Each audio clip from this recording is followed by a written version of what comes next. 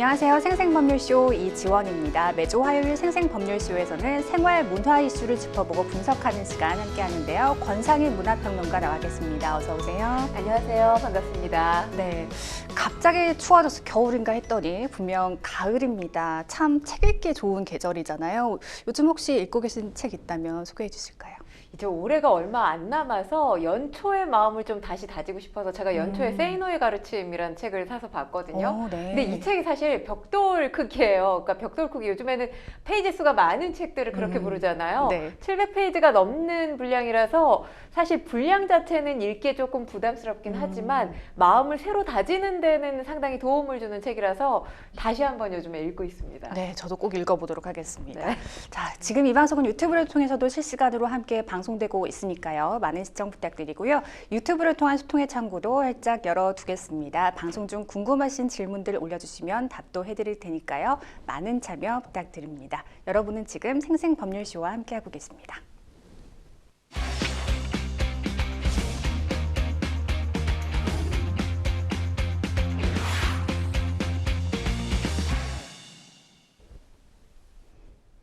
네, 첫 코너는 생생 코멘트입니다. 생생 코멘트는 각 분야에서 화제가 되고 있는 인물들과 이슈를 주제로 그 말을 하게 된 배경과 의미를 풀어보는 코너인데요. 매주 화요일 생활 문화 분야에서 나온 날렵한 코멘트 분석해 보도록 하겠습니다. 첫 번째 생생 코멘트 누구의 어떤 말인지 보실까요? 그렇게 벌었는데 그것밖에 못했네. 과연 어떤 상황에서 나온 발언일까요? 기부천사로 유명한 가수 김장훈의 최근 인터뷰가 주목받고 있습니다. 기부에 대한 소신을 밝혔다고 하죠? 네, 그렇습니다. 김장훈 씨가 최근에 한 종편의 뉴스 프로그램에 출연을 했습니다. 나눔 활동에 대한 소신을 밝혔는데요. 진행자가 김장훈 씨에게 이렇게 질문을 했어요. 지금까지 김장훈 씨가 기부한 액수가 200억이라고 합니다. 무려 200억이요. 그렇죠. 네. 200억이 넘는다고 해요. 정말 어마어마한 액수의 금액을 기부한 건데요. 이렇게 기부했다는 게 놀라운 일 아니냐 이렇게 질문을 했더니 김장훈 씨가 그거밖에 못했다라는 것에 대해서 아쉬움을 표하는 발언을 했습니다. 네. 그렇게 벌었는데 그거밖에 못해서 안 되겠다 이런 생각을 했다고 해요. 그러니까 본인이 세상을 떠난다 하더라도 재단을 만들어서 대한민국에 밥을 못 먹어서 밥 굶고 사는 아이들이 없도록 만드는 그런 세상을 구현해내겠다 이런 취지의 목소리를 냈습니다. 그러면서 처음으로 마지막이자 자신에게 사명감을 부여한 삶을 살고 있다 이렇게 밝히기도 했는데 사실 내가 나중에 돈 잘 벌면 부지런히 열심히 돈 벌어서 이 모은 돈으로 가난한 사람들 도와주면서 살아야지 이런 생각은 아마도 많은 분들이 하실 거예요. 생각까지만 하죠, 생각만. 그렇죠. 근데 네. 막상 지금보다 상황이 나아진다고 해도 기부를 한다는 것에 선뜻 이 행동을 나서기가 쉽지 않은데 네. 이런 생각을 가지고 산다는 것 자체가 상당히 정말 훌륭한 삶을 살고 있는 분이 네. 아닌가 그런 생각을 했습니다. 네, 정말 대단하십니다. 이 김장훈 씨는 공연을 통해서도 나눔 활동을 이어가고 있는데요. 장애인 관객을 초대하고 청소년들을 위해서는 티켓값을 상당히 싸게 책정을 했다고 하죠. 네, 그렇습니다. 장애인의 행사 무대에 굉장히 많이 섰던 걸로 알려졌는데 사실 이 행사 무대에 설 때마다 그들만의 리그구나 이런 생각을 많이 한다고 해요. 그래서 본인 공연에 중증 장애인들을 초대를 했다고 하는데 사실 중증 장애인 분들의 특징이 몸을 제대로 가누기가 어려운 분들이시잖아요. 그래서 제일 앞자리에서 다 누워서 보게 했다고 합니다. 이런 활동들을 계속해야 이분들에 대한 낯설미 없어진다는 거죠. 네. 그러면서 우리 사회가 장애인 인식이 많이 개선됐다고는 하지만 장애인들을 바라보는 시선이나 편견이 여전히 존재하는 게 사실이에요. 그렇기 때문에 이런 편견이 없어질 때까지 이런 노력을 하겠다라는 취지의 목소리를 냈고요. 그리고 공연을 통해서 사실 가수들이 공연 티켓값이 요즘에 거의 15만 원에서 20만 원 사이잖아요. 네, 천정문지로 치솟고 있어요. 네, 그렇기 때문에 공연 한번 큰맘 먹고 보러 가기 쉽지 않은 시절입니다. 네. 그럼에도 불구하고 김장훈 씨 청소년들에게 티켓값 내려놓고 있는데 2만 원이라고 해요. 네, 2만 원이면 2만 원. 영화 티켓 값보다 조금 비싼 사실 공연 티켓 값이라고 할 수 없죠. 그러다 보니까 어떤 경우는 공연을 하고 났는데 몇 천만 원이 적자 나기도 했다고 합니다. 하지만 그렇게 무대를 만들어서 관객들로 채울 수 있다는 것도 본인에게는 복이다. 정말 해석하기 나름인 것 같습니다. 네, 적자가 날 게 뻔한데도 이렇게 공연을 할 수 있다는 건 사명감 아니고는 이렇게 설명할 수가 없는 것 같습니다. 자, 김장훈 씨 오늘 12월에 특별한 공연을 준비하고 있다는 소식도 들리던데요. 네, 저희가 이 시간에 한번 다뤘던 이슈이기도 한데 일본 고시엔에서 교토국제고등학교가 정말 기적적으로 우승했었잖아요. 네. 그렇기 때문에 이 기적적으로 우승한 교토국제고등학교 학생들을 축하해주기 위해서 본인이 이 축하 무대를 꾸미고 싶다 먼저 제안을 했다고 해요. 그런데 이게 좀 더 커졌습니다. 교민까지 초대하고 싶다 이렇게 생각을 해서 공연장을 빌려서 12월에 공연을 하게 됐는데 일본에서 김장훈 씨가 공연하는 게 이번이 처음이라고 해요. 그래서 상당히 가슴 설레고 있는 그런 상황이라고 합니다. 게다가 또 김장훈 씨가 무대에 서서 노래만 하는 가수가 아니죠. 사업가이기도 합니다. 네. 화장품 사업을 하고 있는 걸로 알려졌는데 이 사업을 하는 의미도 상당히 참 다른 사업가들과는 다른 부분이 아닐까 이런 생각을 해보는데 사업으로 해서 돈을 많이 벌어야 공연에 투자를 할 수도 있고 또 나눔 활동에 기부할 수도 있기 때문에 네. 사업을 하는 거라고 합니다. 그러니까 지금 공연에서 이렇게 적자를 보고 있잖아요. 그걸 사업을 해서 만회를 하고 나눔을 해서 채워나간다. 이런 게 김장훈 씨의 플랜이기도 하는데요. 본인의 앞으로의 꿈에 대해서 이 잘 죽는 게 꿈이고 그 말은 곧 잘 사는 거다 이렇게 밝히기도 했습니다. 그러면서 본인 인생에서 이렇게 평안한 시기가 있었나 싶을 만큼 요즘이 행복하다 이렇게 이야기를 하고 있는데 아마도 이건 본인의 나눔 활동으로 인해서 웃음을 잃은 사람들이 웃음을 찾는 모습을 보고 볼 수 있기 때문에 이런 이야기를 할 수 있는 게 아닌가 이런 생각도 해봅니다. 네, 사실 김장훈 씨가 독도 지킴이라고 알려져 있잖아요. 그런 만큼 이 12월 일본 교토국제고 공연이 굉장히 좀 특별한 의미로 다가올 것 같아요. 네, 그렇습니다. 사실 독도 지킴이기 때문에 일본 입국 거절당하면 어떡하지 이런 우려도 했다고 해요. 그래서 시험 삼아 일본을 한번 갔다고 합니다. 그런데 입국하는 데는 아무 문제가 없었다고 해요. 뭐 독도 지킴이로서 일본에서의 첫 번째 공연이기 때문에 그것도 의미 있는 우승을 한 교토국제고등학교 축하 공연이기 때문에 그 자체만으로도 관객으로 함께 하시는 분들이나 무대에 선 김장훈 씨 상당히 의미 있는 무대가 되지 않을까 기대를 해봅니다. 네, 앞서 말씀해 주신 대로 이 김장훈 씨의 꿈, 재단을 만들어서 대한민국의 배고픈 아이들이 없도록 하는 게 그 치열하게 사시는 목적이라고 합니다. 그 아름다운 사명감에 박수를 보내드리고 싶습니다. 자, 이어서 두 번째 생생 코멘트 만나보겠습니다. 잠시 사라진 멈춘 21. 21 정말 특별한 걸그룹입니다. 다시 보고 싶은 분들 정말 많으실 것 같다는 생각이 드는데요. 자, 이번 발언의 주인공은 바로 그룹 21의 리더 CL입니다. 21이 완전체 콘서트로는 10년여의 공백 끝에 다시 한 자리에 뭉쳤다는 소식이 전해졌죠. 네, 그렇습니다. 팬들이 너무너무 반가웠을 것 같아요. 네. 지난 4일부터 6일까지 3일 동안 서울 올림픽공원 내에 있는 올림픽홀에서 21 콘서트가 펼쳐졌습니다. 사실 21 하면 K-팝 레전드 그룹이라고 할 수 있죠. 네. 이날 또 공연, 3일 동안의 공연이 워낙 훌륭하게 잘 치러졌기 때문에 여전히 이 현재 진행형 레전드 걸그룹이다. 이런 평가까지 새롭게 나오고 있습니다. 21이 2009년에 가요계에 데뷔를 했어요. 그런데 사실 21의 활동 시기는 굉장히 강렬한 인상을 주는 그런 그룹이었기 때문에 많은 분들이 기억을 하시겠지만 활동 시기가 그다지 길지는 않았습니다. 네. 2009년에 데뷔해서 2016년 11월에 해체를 공식화하면서 완전체로서의 모습을 볼 수가 없었는데 그야말로 8년여 만에 무대에서 완전체의 이 네 사람의 모습을 볼 수 있게 된 겁니다. 사실 21이 등장했을 때 굉장히 센세이셔널했어요. 왜냐하면 21 등장 이전의 가요계 걸그룹 판도를 보면 다 예뻤어야 했어요. 네, 소녀 그룹. 그렇죠. 소녀소녀한 이미지에 네. 모두가 예쁜 외모를 가진 걸그룹 멤버들로 걸그룹이 구성이 됐었는데 21은 상당히 달랐습니다. 그러니까 4명의 멤버가 개성이 굉장히 뚜렷했고 실력이 상당히 높았어요. 맞습니다. 네, 그래서 이 YG를 색깔 짓는, 구별 짓는 그런 걸그룹이었기 때문에 또 그 자체만으로도 상당히 가요계의 어떤 특징적인 이슈가 되기도 했었고 많은 또 여성 팬들을 거느리고 다녔던 그런 걸그룹이기도 했습니다. 그런데 그 모습을 이렇게 오랜 시간이 지나서 무대에서 다시 볼 수 있었으니까 2NE1을 그리고 있었던 팬들한테는 얼마나 기쁨이 컸을지 뭐 말로 표현하지 못할 정도가 아니었나 이런 생각도 해봅니다. 네, 그룹은 해체됐지만 수많은 히트곡들과 함께 멤버 개개인의 활동으로 2NE1의 역사는 계속됐는데요. 올해로 데뷔 15주년을 맞았다고요? 네, 그렇습니다. 그러니까 아까 말씀드렸다시피 2009년에 데뷔를 했으니까 네. 정말 딱 15주년이 된 거죠. 사실 2NE1이 완전체 모습은 볼 수 없었지만 멤버들이 개별 활동을 계속해서 이어나갔죠. 산드라 박씨 같은 경우는 뭐 여러 예능 프로그램을 네네. 통해서 계속해서 게스트로 활동을 하기도 했었고, CLC 같은 경우는 미국에서도 활동한다 이런 모습 또 영상들이 전해지기도 했었습니다. 국민지 씨도 또 개별 활동을 했었고요. 그런데 이렇게 완전체로서의 모습을 드러낸 것 정말 오랜만의 일이었고요.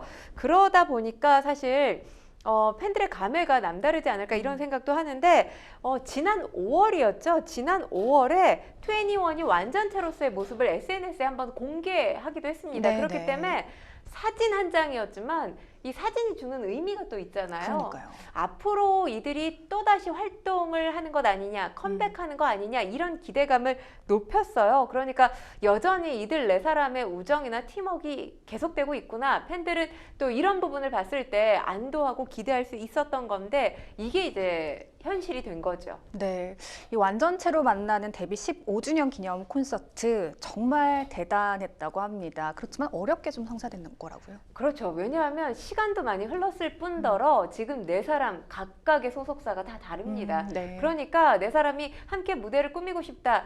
개인적인 의견만으로 이 무대가 이루어지기 어렵다는 걸 의미하죠. 네. 뭐 각각의 소속사들로서도 조율을 해줘야 되는 부분이 있고 과연 이 무대를 누가 연출하느냐의 문제도 분명히 있었을 것 같아요. 그런데 이렇게 사진 찍은 모습이 공개되고 한 달 만에 이 YG의 양현석 총괄과의 만남이 또 보도가 되기도 했습니다. 그러다 보니까 당연히 이목이 집중될 수밖에 없었는데 이 YG 양현석 총괄과 3일 뒤에 만난 거예요. 이 보도가 나고 네. 그리고 이 새로운 프로젝트를 진행한다라는 소식이 알려지게 된 겁니다. 그 이후부터는 정말 이 프로젝트가 굉장히 빠르게 진행이 됐는데요. 서울 콘서트 개최부터 아시아 투어까지 공식 일정 7월에 대대적으로 공개하면서 정말 팬들을 흥분케 했습니다. 그러니까 데뷔 15주년 기념 공연, 이건 2NE1 4명의 멤버들의 적극적인 의지로 시작이 된 거고요. 이 연출, 역시나 이들을 만들어준 엔터테인먼트 바로 YG잖아요. 네. YG가 맡으면서 새로운 역사를 쓰겠다 이런 확신이 생기게 된 겁니다. 네, 이 2NE1 완전체를 기다린 팬들의 환호가 들리는 것 같은데요. 멤버들의 감회도 좀 남다를 것 같아요. 네, 콘서트 마지막 날 CL이 이런 얘기를 했는데요. 사실 1년에 한 번이라도 꼭 만나려고 했다고 합니다. 그래서 네. 민지 씨 생일이 연초에 있는데 그때 밥을 같이 먹으려고 항상 노력을 해왔다고 해요. 그러면서 올해 15주년이니까 우리가 뭔가 특별한 걸 해보면 어떨까 이런 이야기들을 나눴던 것 같아요. 그 다짐을 했던 것이 올 초였는데 이렇게 무대 앞에 팬들 앞에 있었다는 거죠. 그러니까 이 공연이 시작되기 4개월 전만 해도 잠시 사라진 멈춰 있었던 그룹이라는 거죠.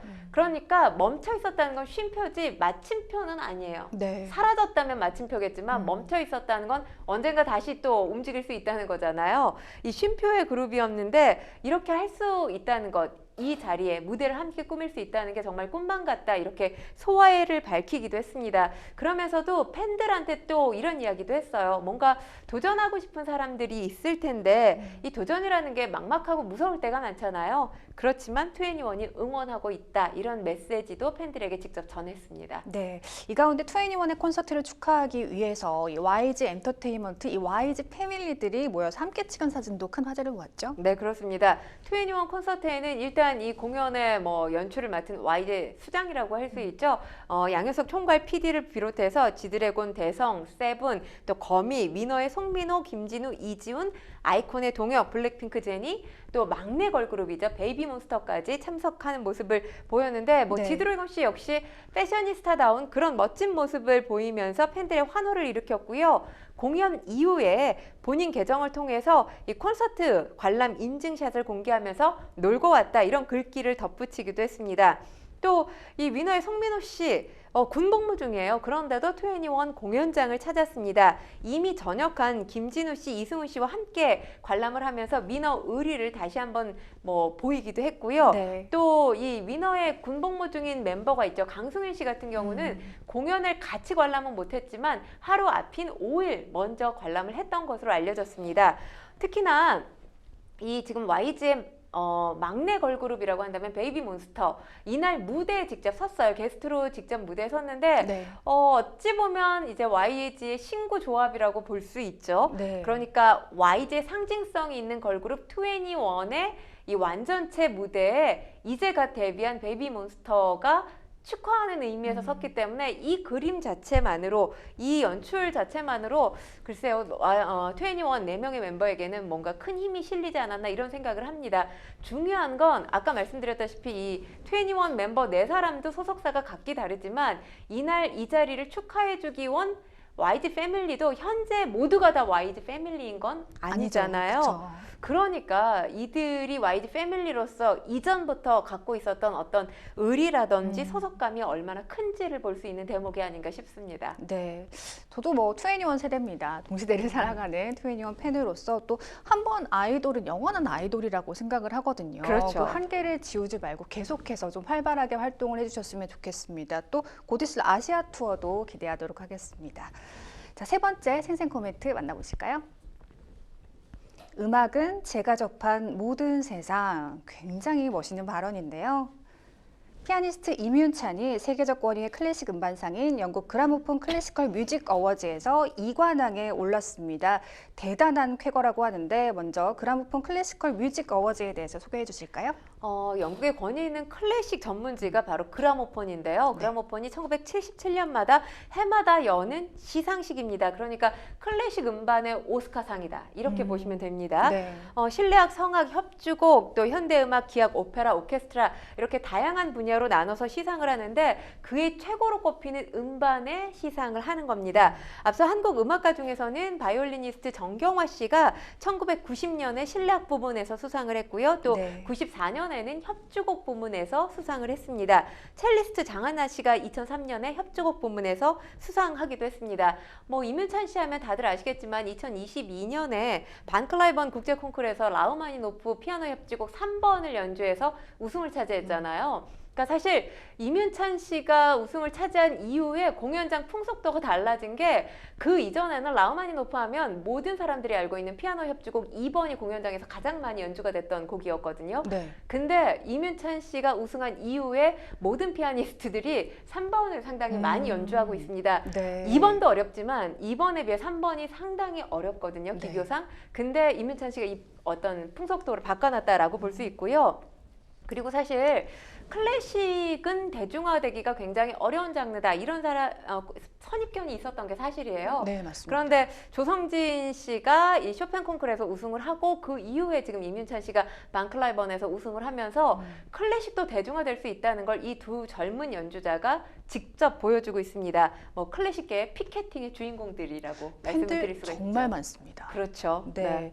자, 한국인 피아니스트가 첫 수상을 한 거라고 합니다. 그것도 2관왕이에요. 정말 멋집니다. 네, 그렇습니다. 쇼팽 에티드로 피아노 부분에서 수상을 한 거고요. 네. 이게 말씀하셨다시피 한국 피아니스트가 그라모폰에서 상을 받은 건 이번이 처음 있는 일입니다. 그리고 특별상인 젊은 음악가 부분에서도 수상을 했는데 정말 대단한 건 피아노 부분에 최종 후보 3개 앨범이 올랐거든요. 쇼팽 에티드, 초절기교 연습곡 이게 모두 임윤찬 씨의 앨범입니다. 네. 중요한 건 이 2개의 앨범이 1, 2위를 다투고 한 표 차이로 초절기교 연습곡이 2등이 되고 쇼팽 에티드 이 앨범이 수상을 하게 된 겁니다. 네. 그리고 젊은 예술가상, 음악적으로 두각을 나타낸 청년 음악가에게 주는 상인데요.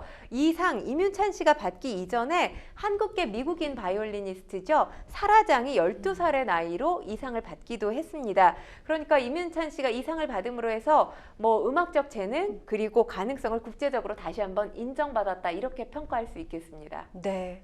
자, 이문찬의 수상 직후 발언이 화제를 모았습니다. 겸손하면서도 굉장히 섬세한 예술가의 면모가 느껴졌어요. 네, 수상 직후 인터뷰 내용을 말씀드리면 네. 저와 제 음악은 제 주변 사람들에게 매우 감사해야 한다. 이런 큰 상을 받아야 할 사람들은 저의 가족과 친구, 선생님, 에이전시, 위대한 예술가들이다.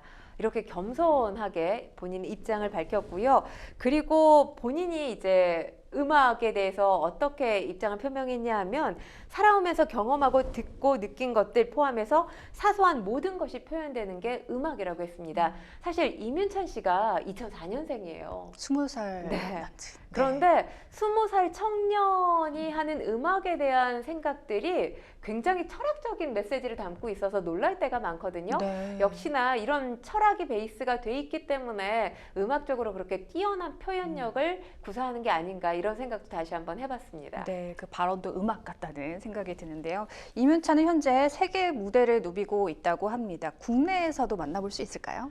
지금 팬들이 상당히 많이 기다리실 것 같은데 계절이 네. 한 번은 변해야 될 것 같습니다. 12월에나 돼야 이문찬 씨를 무대에서 볼 수 있을 것 같은데 네. 현재는 지금 폴란드 또 그리스, 세르비아 등을 돌면서 유럽 공연을 하고 있는 상황이고요. 유럽 공연을 끝나게 되면 미국으로 건너가게 됩니다. 11월 말 12월 초 지금 4차례 뉴욕 필하모닉 오케스트라와 이 쇼팽의 피아노 협주곡 2번 연주할 계획을 잡고 있어요. 당연히 뭐 전 세계 클래식 팬들의 이목이 집중되는 무대가 아닐까 이렇게 예상을 하고 있는데 미국 일정을 마무리하고 이제 금이 환영하겠죠. 우리나라에 오는 것이 12월 중순이 돼야 됩니다. 12월 17일부터 22일 사이에 도이치 캄머필 하모닉 오케스트라와 5차례 쇼팽의 피아노 협주곡 2번 공연이 예정돼 있습니다. 네, 20살의 이문찬 피아니스트 그라모폰 수상을 다시 한번 진심으로 축하드리겠습니다. 지금까지 생생 코멘트 만나봤고요. 저희는 다시 뉴스픽스로 돌아오겠습니다. 여러분은 지금 생생법률쇼와 함께하고 계십니다.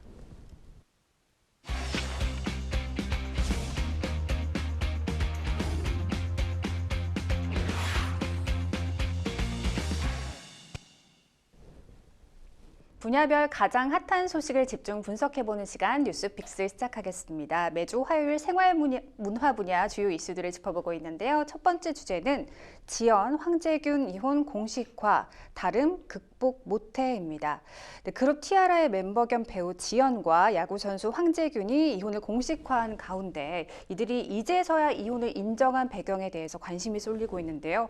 과연 어떤 이유로 각자의 길을 걷게 될 걸까요? 일단 지금 지연 측에서 밝힌 입장은 말씀하셨다시피 서로 간의 다름을 극복하지 못했다라는 네. 거고요. 그리고 황재균 선수는 성격 차를 이야기를 하고 있습니다. 그렇기 때문에 별거한 이후에 이혼을 하게 됐다. 이런 게 두 사람이 지금 현재 내놓은 입장입니다. 2022년 12월에 결혼을 했는데 아무래도 유명 야구 선수와 또 유명 걸그룹 멤버다 보니까 화제의 중심이 설 수밖에 없었죠. 게다가 네. 더 화제를 모았던 게 이 두 사람에 대한 열애설이 없었어요. 보통 결혼까지 가게 되면 중간에 열애설이 한 번 있고 그리고 결혼에 골인을 하게 되는데 그런 과정이 아니라 결혼으로 바로 이어졌단 말이에요. 네. 그러다 보니까 두 사람의 만남에 대해서 상당히 많은 대중이 관심을 가질 수밖에 없었는데 결혼 이후에 두 사람이 뭐 유튜브나 SNS 등을 통해서 굉장히 달달한 모습을 계속해서 보여왔습니다. 네. 뭐 사랑꾼 부부 이미지가 굳혀지고 있는 상황이었는데 그런 상황이 사실 오래 가지는 못했어요. 올 6월이었죠. 6월에 이 황재균 선수 벤치 클리어링 사건이 불거지면서 이 사건의 불똥이 부인이었던 지연에게 그대로 옮겨갔습니다. 말 그대로 뭔가 연좌제식 이 대중의 비판이 이어졌던 건데 지연에게 거의 뭐 테러 수준의 이 악플이 계속 되게 됐던 거죠. 그러다 보니까 팬들 반응을 의식한 지연이 이 황재균 선수와의 어떤 신혼 일상 대신에 본인의 일상을 유튜브 계정을 통해서 전하게 됐고요. 계속되는 남편에 대한 악플이 이어지면서 이제 영상 업로드를 중단하게 이혼하겠다 이렇게 하면서 유튜브는 물론 개인 계정 활동을 좀 중단했던 그런 상황입니다. 중요한 게 6월 이후에 지금 설이 계속 분분했던 게 4개월이란 말이에요. 4개월인데 왜 이제 지금 이혼을 공식화했을까? 이 부분에 대한 의구심도 한간에 전해지고 있는데 사실 지금 이 두 사람 활동상 굉장히 중요한 시기지 않습니까? 네네. 티아라 지연도 뭔가 활동을 공식화하고 있는 상황인 것이고, 그리고 황재균 선수 준 플레이오프 경기 중에 있는 상황이잖아요. 그러다 보니까 이 중요한 시점에 왜 이혼을 공식화했을까? 이런 의구심이 드는 건데, 일단 이 이혼설이 나왔던 지난 6월만 하더라도 황재균 선수가 한창 시즌 중이었어요. 네. 그러니까 정규 시즌이 마무리됐을 때 이혼을 발표해야 되겠다 이런 계획을 세웠을지도 모르겠습니다. 네네. 왜냐하면 뭐 아무래도 이 스포츠 자체가 심리적으로 영향을 많이 받잖아요. 네네. 황재균 선수 개인뿐만 아니라 야구가 팀 경기이다 보니까 팀에 대한 배려 또는 또 야구 팬들을 위한 배려를 지연 측에서 하지 않았겠느냐 이런 추측이 나오고 있습니다. 실제로 이 두 사람이 이혼 조정 신청서를 제출했던 시점이 이 정규 시즌이 마감됐던 지난달이었어요. 그러니까 그렇군요. 아마도 이때 공식화하려고 했던 건데 다들 아시겠지만 KT가 기적처럼 포스트 시즌에 진출을 하게 됐잖아요. 그러니까 경기를 해야 되는 기간이 더 길어졌다는 겁니다.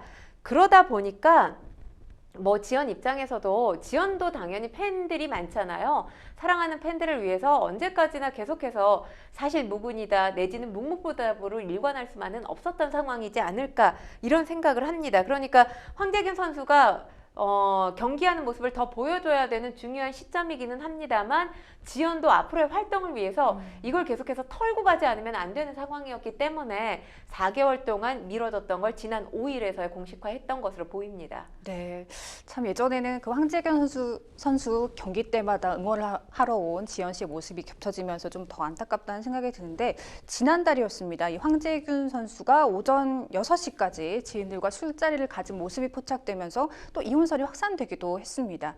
공식화되진 않았지만 말씀해 주신 대로 좀 두 사람이 이혼이 기정사실화된 분위기긴 했어요. 네, 그렇습니다. 사실 그 이전에 이 한 야구 중계에서 해설위원이 관련한 사담을 나눴었죠. 그러니까 네네. 두 사람 이혼한 거다 뭐 이런 식의 사담을 나눴는데 이게 라이브 방송으로 일파만파 퍼지게 됐던 적이 있습니다. 그럼에도 그때 두 사람이 직접 입장을 내진 않았지만 지연의 전 소속사 측에서 지연에게 확인해 봤는데 사실무근이다 이렇게 이야기를 했어요.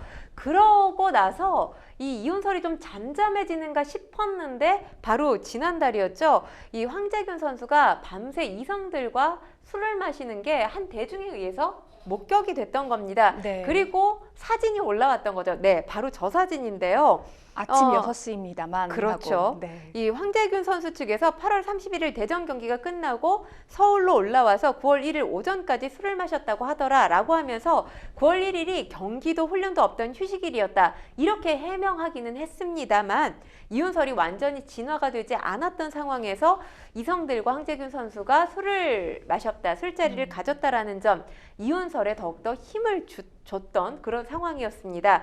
하지만 지연 측에서는 이혼이 사실이 아니라고 하면서 극구 부인하기도 했습니다. 뭐 아무튼에 지금 계절을 넘어가면서 이혼설이 계속됐던 상황이잖아요. 네. 4개월 동안이나 이 두 사람을 둘러싼 이혼설이 계속되다 보니까 대중들의 피로감도 상당하지 않았을까 이런 생각을 합니다. 네. 황재균과 지연이 지난달 법원에 이혼 조정 신청서를 제출한 것으로 알려져 있는데요. 이 지연의 법률 대리인도 큰 관심을 받고 있습니다. 꽤 알려진 인물이라고요? 네, 바로 이혼 전문 변호사 최윤아 변호사입니다. 네. 최윤아 변호사가 13년차 이혼 전문 변호사예요. 그리고 그동안에 뭐 예능 프로그램 등을 통해서 얼굴과 이름을 꽤 알린 변호사인데 최근에 상당히 유명해졌죠. 드라마. 바로 네, 드라마 때문입니다. SBS에서 방송된 굿 파트너 시청률이 상당히 잘 나왔던 그런 드라마고 저도 봤는데 참 재밌게 글을 잘 썼더라고요. 저도 끝까지 다 봤습니다. 네, 그런 분들 참 많아요. 이 드라마 네. 참 재밌게 잘 봤다라는 분들이 많았는데 아무래도 이 드라마도 화제가 되고 드라마를 쓴 작가가 직접 이혼 전문 변호사라는 게 알려지면서 주목도가 상당히 커진 상황에서 이 두 사람의 이혼 가운데 지연 측의 법률 대리인을 맡았다는 소식이 전해지면서 다시 한번 세간의 이목이 집중되고 있는 상황입니다. 그러니까 이 최윤아 변호사, 이혼 전문 변호사와 지연 측에서 손을 잡았다는 것 자체만으로 뭔가 이 지연과 황재균 선수 두 사람이 이혼에 합의를 하기는 했습니다만 이혼하는 과정 중에 뭔가 결혼 생활을 원만하게 끝낸 게 아닌 거 아니냐, 이런 지금 관측들이 나오고는 있습니다. 네. 그러니까 두 사람이 이혼에 합의했다고는 하지만 이혼 조정 대리를 이제 법률 대리인에게 맡겼다는 측면에서 그런 목소리가 나오는 거고, 뭔가 더 일이 있겠구나 그렇죠. 싶은 거죠. 예를 들자면 이제 이혼 이후에 위자료나 재산 분할에 문제가 남아 있지 않습니까? 이 부분에서 조율할 문제 여지를 남겨놓고 있는 거 아니냐, 이런 또 관측이 나오고 있습니다. 하지만 또 결혼 기간이 그리 길지 않았기 때문에 그거는 좀 해당 사항이 없을 수도 있겠다는 생각도 들고요. 이 황재균과 지연은 이혼의 아픔을 딛고 이제 새 출발을 알렸습니다. 먼저 KT 소속 황재균이 그동안 좀 다소 부진했던 기록을 깨며 힘찬 근황을 전하고 있죠. 네, 그렇습니다. 그러니까 두 사람이 본업에는 상당히 충실한 모습 보이고 있는데요. 네. 이미 지난 6일이었죠. 주말에 황재균 선수 LG 트윈스와 이 준 플레이오프 2차전에서 8번 타자 겸 3루수로 선발 출장하면서 최악의 부진 상황이었어요. 그런데 그동안의 상황을 깨고 안타로 실력을 발휘했습니다. 그러니까 굉장히 이혼의 아픔이 있는 과정 중에 뭔가 씩씩한 근황을 이 야구장에서 보여줬다라고 볼 수 있는 거죠. 그동안의 침묵을 깨는 굉장히 중요한, 황재균 선수로서는 중요한 안타라고 할 수 있는데, 하지만 팀 결과는 좋지 않아요. 2대7로 LG에게 패했죠. 하지만 황재균 선수의 개인적인 부분으로는 타격감이 살아난 경기였기 때문에 상당히 뭐 중요한 기점이, 계기가 될 수 있는 그런 경기였다라고 볼 수 있는 건데, 어찌 보면 사실 5일날 이혼 소식 관련 기사들이 쏟아졌던 날이고, 그 다음날 경기장에서 이렇게 좋은 모습을 보여줬어요. 그러니까 이혼에 대한 부담감 때문에 경기가 힘들지 않겠느냐라는 팬들의 우려를 씻어냈다고 볼 수 있는 그러니까요. 건데, 네. 그동안 4개월 동안 계속된 이혼설이 부담감이 더 크지 않았나. 이 이혼설을 털어내고 난 이후의 경기였기 때문에 더 좀 황재균 선수 팬들에게 좋은 모습을 보여줬던 게 아닌가라는 생각도 듭니다. 네, 지연 역시 팬미팅으로 이혼 후 공식 스케줄을 알렸습니다. 이 지연을 포함한 티아라 멤버들이 어제였죠. 마카오에서 데뷔 15주년 기념 팬미팅을 열었습니다. 공식성상에 등장한 이 지연, 뭐 따로 입장을 밝힌 게 있을까요?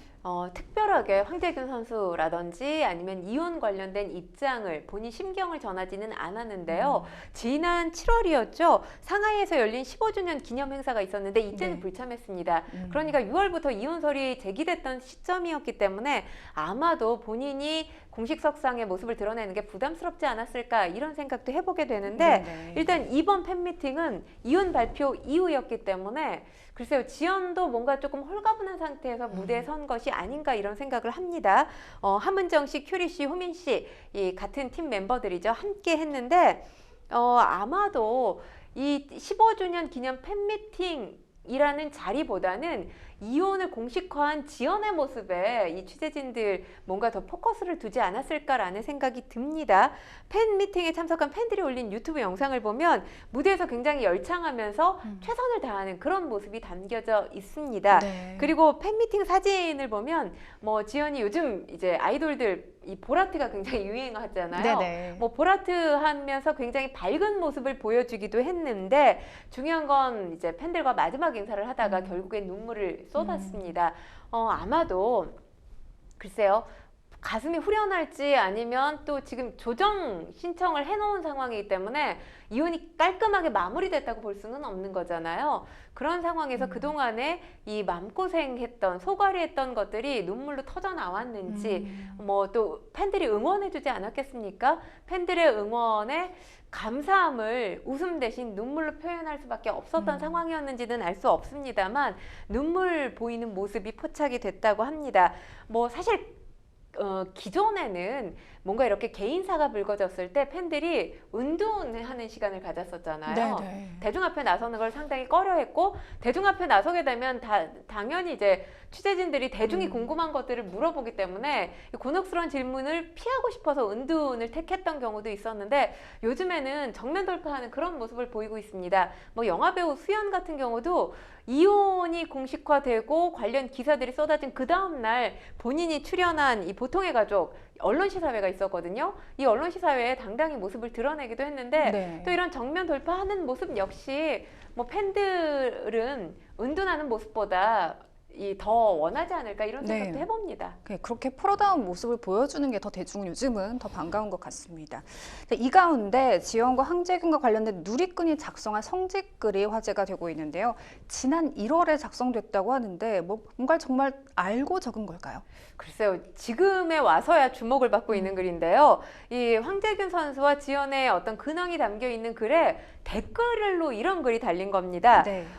이 두 사람 엄청 싸우던데 잘 살 수 있을런지 나중에 이혼 썰 올라올지도 이런 댓글이 달렸던 겁니다. 사실 지난 1월이었기 때문에 이때만 하더라도 지연의 유튜브에 두 사람의 달달한 영상이 계속 업로드되고 있던 그런 상황이었어요. 네네. 그래서 별다르게 주목을 받지 못하다가 이들의 이혼이 기정사실화되면서 새삼스럽게 주목을 받고 있습니다. 그러면서 그동안 이들에게 점화됐던 불화설이 다시 한번 대중에게 관심받고 있는 상황입니다. 네, 지연은 자신이 운영하는 유튜브 채널에 종종 황재균과의 영상을 올려왔는데요. 현재는 이 영상들이 전부 사라진 상태라고요? 그러니까 뭔가 이 유명인들의 심경 변화를 포착할 수 있는 가장 좋은 도구가 되고 있는 게 SNS가 아닌가 싶습니다. 네. SNS를 통해서 그동안 연인이 아니었던 사람들이 연인 관계로 추측되기도 하고 또 연인이었던 사람들이 결별이 암시되기도 하고 지금 지연과 황재균 선수 역시 마찬가지거든요. 사진을 정말 열심히 올리던 커플이었는데 네. 사진 올리는 횟수가 뜸해지다가 아예 SNS 활동을 안 하다가 지금 이들의 사진이 영상이 사라진 그런 상황입니다. 지난 5일이었죠. 지연 같은 경우는 본인이 운영하는 유튜브 영상에 이 황재균 선수의 영상 삭제하거나 비공개 처리했고요. 그리고 또 SNS 상에 남아있는 게시물도 모두 삭제했습니다. 황재균 선수 역시 본인 SNS 계정 삭제한 상황입니다. 네. 배우 황정은 프로골퍼 출신 사업가 이영돈, 또 성우겸 방송인 서유리, 최병길 PD, 또 방송인 박지윤과 최동석, 그리고 티아라 지연과 야구선수 황재균까지 연예계는 그야말로 이혼 전쟁이 펼쳐지고 있습니다. 이를 보는 대중들 좋은 소식은 아니기 때문에 좀 더욱 지칠 수밖에 없을 것 같다는 생각도 들어요. 그래서 올해 이렇게 여러 이혼 소식들이 쏟아져 나오고 있는 그런 상황이에요. 근데 네. 뭐 이들이 이 시기에 이혼 소식을 전하려고 의도했던 건 아니기도 그렇죠. 했을 거고 네. 그리고 이혼은 뭐 각자가 선택의 문제이기 때문에 뭐 이혼한 걸 잘했다 잘못했다 대중들이 이렇게 얘기할 수는 없을 것 같습니다. 그런데 이 이혼 소식이 전해졌을 때의 어떤 문제점들 요즘에 최근에 좀 변화되고 있는 부분이 과거 같은 경우는 이제 이혼설이 나오거나 아니면 두 사람이 이혼을 인정했던 그런 기사들이 나오냐 하면 요즘엔 SNS를 통해서 각자에 대해서 서로 상대방에 대해서 비난하면서 폭로전 양상이 계속되고 있잖아요. 맞습니다. 저는 이건 좀 문제가 된다고 생각해요. 그러니까 상대방에 대한 어떤 미워하는 마음이 얼마나 컸으면 또 얼마나 속상했으면 이해가 가는 측면도 있지만 이들이 일반인이 아니잖아요. 네. 본인들이 SNS에 올린 글이 바로 기사화된단 말이에요. 근데 이게 한두 번 기사화되는 경우는 그런가 보다 라고 볼 수 있는데 이게 누적되고 있는 상황들이 꽤 많이 연출되고 있습니다. 이건 사실 대중이 알고 싶어하는 어떤 유명인의 사생활을 넘어서 피로감을 주는 부분이거든요. 네. 이 피로감이 또 본인들이 잘 만들어놨던 본인들의 이미지를 스스로 갉아먹는 그런 일이 되기 때문에 이런 부분들은 좀 지양해야 되지 않을까 이런 생각 해봅니다. 네, 공인으로서 정도는 지켜야겠지만 또 한편으로는 이들도 사람이잖아요. 그러니까 너무 또 냉정한 잣대를 들이대진 않았으면 좋겠다는 개인적인 바람이 있습니다. 뉴스픽스 두 번째 주제로 넘어가 보겠습니다. 두 번째 주제는요. 초일 수준 성인 문해력 논란입니다. 현대인의 문해력 논란 어제 오늘 일이 아닙니다. 최근 한 온라인 커뮤니티에서 추후 공고라는 말을 추공업고등학교로 받아들이는 게시물이 화제가 됐다고요? 사실 이게 참 이런 소식을 전해 들을 때마다 네. 어이없음을 넘어서서 이제 어떡하지 이런 생각까지 들게 되거든요. 네. 글 작성자 A씨가 추공업고등학교가 어디야 지도 앱에서도 안 뜨는데 어딘지 아는 사람? 이런 글을 올렸습니다. 사실 추후 공고라는 게 나중에 알려주겠다라는 네. 의미잖아요. 그런데 이 공고를 그런 의미가 아니라 공업고등학교의 공고로 잘못 이해했던 것으로 보입니다. 네. 사실 문해력 부족으로 엉뚱한 말을 하거나 황당한 답변을 하는 문해력 저하 논란 사례 상당히 다양하죠. 최근 몇 년 사이에 사흘을 하루 이틀 사흘입니다. 그런데 4일로 아는 분들도 계시고요. 네. 제가 정확하게 해드리기 위해서 손가락까지 이렇게 접어가면서 말씀을 드리는데 네. 금일 같은 경우는 오늘이잖아요. 금요일이라고 아는 분들도 계세요. 그리고 심심한 사과. 이게 심심해서 하는 사과, 무성의해서 하는 사과가 아니잖아요. 네. 이렇게 오인하는 사례들이 계속해서 늘어나고 있고요. 맞습니다. 또 하나는 한 어린이집 교사가 관련해서 우려를 표명하기도 했는데 이 학부모들에게 우천시 장소를 변경합니다. 이런 공지글을 알렸다고 해요. 그랬더니 한 학부모가 우천시가 어디에 있는 시냐. 우천시라는 건 비 올 때를 우천시라고 하죠. 이럴 때 이제 장소를 변경할 수 있다는 의미로 공고를 한 건데 이 공지문을 제대로 이해를 못한 학부모가 이렇게 또 문의를 하기도 했고요. 또 한 아르바이트 지원자가 입사 지원서에 휴대폰란에 설마하니 이게 어느 회사의 스마트폰이냐 이걸 묻는 거겠습니까? 전화번호를 적어야 하는데 네. 전화번호 대신에 휴대전화 기종을 적어내는 웃지 못할 일도 있었습니다. 네. 그러니까 이게 청소년들뿐만이 아니라 성인들까지 문해력 논란이 있다는 건데 이렇게 현대인의 문해력 논란이 제기되는 이유 과연 무엇이라고 보시나요? 정말 아이러니한 게 우리나라 같은 경우 세계 최저 수준의 문맹률을 자랑하고 최고의 어떤 교육열을 자랑하는 나라잖아요. 네. 그런 나라에서 문해력 논란이 이렇게 끊임없이 이어지고 있다는 것 자체가 참 납득이 안 되는 상황인데 사실 이 현재 교사로서 활동하고 있는 이 교사분들의 목소리를 들으면 스마트폰 나오기 이전과 너무 상황이 많이 달라졌다는 거죠. 네. 그러니까 이 IT 기기를 활용하면서 IT 기기 이제 없어서는 생활이 안 되는 지경에 이르렀잖아요. 네네. 완전히 달라졌다고 합니다. 특히나 이 지난 한 2, 3년 사이에 이 수업 진행이 어려울 정도로 문해력이 저하됐다고 하는데 이 관련 논문을 보면 2022년 1월에 이 국제과학연구 학술지 네이처지 상당히 유명한 저명한 학술지잖아요. 여기에 관련 논문이 실렸는데 스마트폰 등 IT 기기 사용이 증가하면서 뇌 장문 읽는 긴 문장을 읽는 능력이 현저하게 하락됐다라는 내용이 실려 있습니다. 거기에다가 사실 우리의 독서률, 그러니까 교육열은 높은데 독서율은 상당히 낮잖아요. 네네. 역시 이 독서율도 한몫하고 있는 건 아닌가 이런 생각이 듭니다. 네.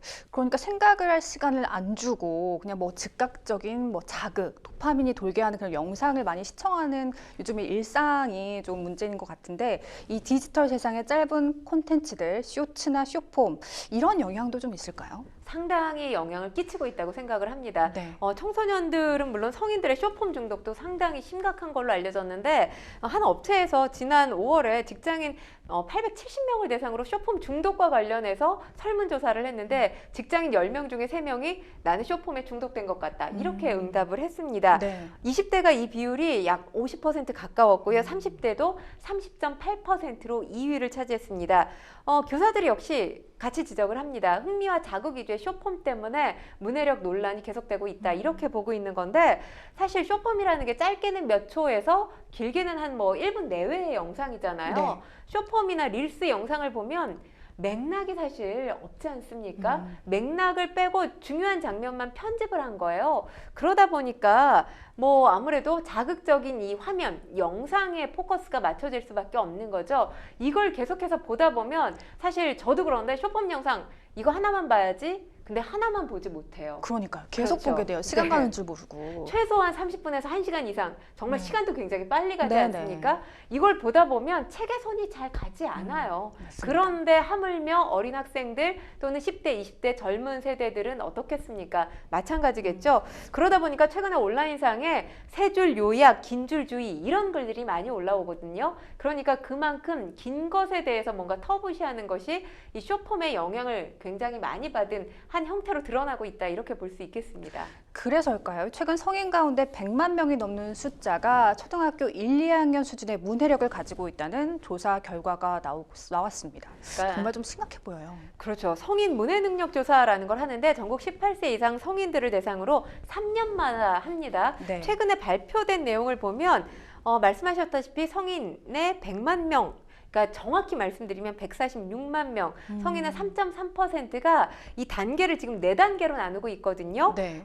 비문의 성인 1단계에 해당이 됩니다. 이 1단계 수준 1에 해당이 되는 비문의 성인, 그러니까 초등학교 1, 2학년 수준의 학습이 필요한 수준을 이 수준 1로 보고 있거든요. 근데 물론 이 3.3% 우리나라가 이걸 크게 받아들이는 이유는 문맹률이 상당히 낮기 때문이에요. 네네. 하지만 다른 나라들과 비교를 해봤을 때 이게 그렇게 높은 비율은 아닌 겁니다. 하지만 그럼에도 불구하고 우리가 디지털 시대를 살고 있는데 이렇게 비문해인이 이렇게 많단 말이야? 놀랄 수밖에 없는 거죠. 네네. 일단 수준 2에 해당하는 성인, 초등학교 3학년에서 6학년 학습 수준입니다. 이런 성인은 지금 231만 명, 5.2%고요. 수준 3에 해당되는, 그러니까 중학교 1학년에서 3학년의 학습 수준에 해당되는 성인들의 경우 8.1%, 358만 명입니다. 이 조사에서 또 하나 주목할 점은 지역과 계층 간의 문해력 격차가 굉장히 크다는 점인데요. 어떤 이유 때문일까요? 일단 지금 뭐 여기엔 연령도 포함이 됩니다. 연령 같은 경우에 이 비문해자 1, 2 수준, 그러니까 초등학교 수준에 머물러 있는 비문해자의 50% 이상이 60대 이상입니다. 네. 그리고 그 60대 이상에서 90% 이상이 중졸 미만의 학력을 가지고 있는데요. 그러니까 사실 지역과 계층 간의 문제는 문해력뿐만이 아니에요. 전체 학력 그리고 소득 격차 모든 것이 여기서 지금 판별이 난다 이렇게 볼 수 있는 건데 네. 다들 아시겠지만 수도권 특히 뭐 서울 좋은 어떤 학원과 또 학습 능력을 배양시킬 수 있는 곳들이 밀집돼 있는 곳이 서울에서 수도권이고요. 지역으로 가도 대도시를 벗어나면 그렇지가 못해요. 그러니까 학교를 벗어나서 문해력을 향상시킬 수 있는 부분이 지역에서는 아무래도 소외돼 있다 이렇게 볼 수 있다라고 말씀드릴 수가 있습니다. 그러니까 교육 인프라가 잘 갖춰져 있는 곳들이 대도시 위주다 보니까 문해력 논란에서 그러니까 문해력이 심각하다라고 볼 수 있는 곳들이 어떤 지역이라든지 또 계층이라는 건 사실 잘 살고 못 사는 걸 의미하는 거잖아요. 네. 그런 부분들에서 차이가 난다 이렇게 볼 수 있는 거고 전반적으로 삶의 질도 차이가 난다 이렇게 확대해서 결론 지을 수밖에 없는 상황인 겁니다. 문해력까지 양극화가 심해지고 있군요. 이 문제가 심각해지면서 2030 세대를 중심으로 필사와 손글씨가 인기를 끌고 있다고 합니다. 문해력 향상에 도움이 될까요? 네, 도움이 되는 걸로 알려졌는데요. 문해력을 높여주는 효과적인 방법 중에 하나로 필사가 손꼽히는데 요즘 젊은이들 사이에서는 필사 인증샷 찍어서 SNS에 이제 해시태그 거는 경우가 많아요. 네. 뭐 손글씨나 필사 이렇게 해시태그 검색을 하면 몇십만 건, 몇백만 건 이렇게 검색이 됩니다. 그러니까 사실 글 가운데 복잡한 논리 구조를 가져서 한 번 읽었을 때 쉽게 이해가 되지 않는 문장들이 있잖아요. 근데 필사를 천천히 하게 되면 문맥이 이해가 되기도 합니다. 그리고 네. 중요한 건 필사라는 게 그렇게 많은 비용과 또 준비물 필요가 없잖아요. 책과 펜만 있으면 돼요. 그리고 네. 마음먹기에 따라서 언제 어디서든지 가능하기 때문에 요즘 젊은 세대들에게 필사 상당히 인기가 많습니다. 네. 독서를 하는 것도 문해력 향상에 도움이 될 텐데요. 최근 G세대를 중심으로 디토가 출판업계에 깜짝 돌풍을 일으키고 있다고 합니다. 저는 뉴진스의 디토라는 곡이 가장 먼저 좀 네. 떠오르긴 했는데 좀 자세히 좀 말씀해 주실까요? 그러니까 해마다 이제 트렌드 관련된 서적이 나오잖아요. 네. 올해 이제 10대 키워드 중에 하나로 꼽은 게 바로 디토 소비입니다. 이 디토라는 게 마찬가지라는 의미의 라틴어인데 디토 소비, 제품을 구매하거나 뭐 콘텐츠를 소비할 때 유명인의 취향이나 유행을 그대로 따라하는 걸 나도 의미를 이런 합니다. 의미. 네. 그렇죠. 미투처럼. 그러니까 이 디토가 지금 출판업계에 깜짝 돌풍을 일으키고 있는 건데 유명인이 추천한 책이 베스트셀러에 오르는 경우 디토 소비에 해당이 됩니다.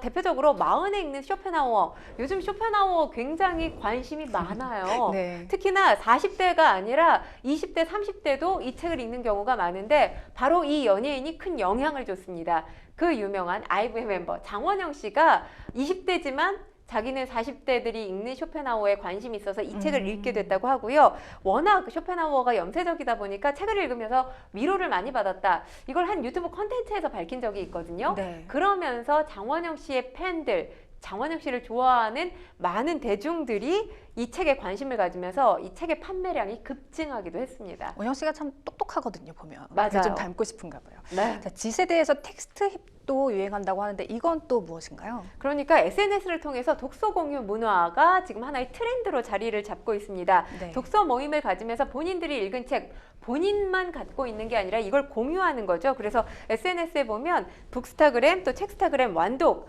이런 단어들의 해시태그를 달아서 독서를 인증하는 문화가 퍼지고 있는데 재밌는 건 지금 해마다 독서량이 내리막길을 걷고 있는데 20대만큼은 독서량 꾸준히 늘고 있습니다. 종합 독서율이 74.5%예요. 그러니까 성인의 독서량이 43%에 그치는데 이보다 훨씬 더 많은 책을 Z세대가 읽고 있다는 거죠. 네, 이 문해력 저하 문제를 해결하기 위해서 또 어떤 노력이 필요할까요? 개인과 사회 모두가 노력을 해야 되는데 네. 일단 개인적으로는 독서 습관 기르는 게 가장 중요하고요. 사회적으로는 문해력 교육 강화하는 것에 있어서 학교 차원에서 뭔가 좀 지킬 수 있는 매뉴얼을 만들어주는 것도 중요하지 않을까 이런 생각을 합니다. 네. 생생법률쇼 어느덧 마칠 시간이 다 됐습니다. 오늘 함께해 주신 권상희 평론가님 고맙습니다. 고맙습니다. 네, 생생법률쇼 여기서 이만 인사드리겠습니다. 시청해 주신 여러분 고맙습니다.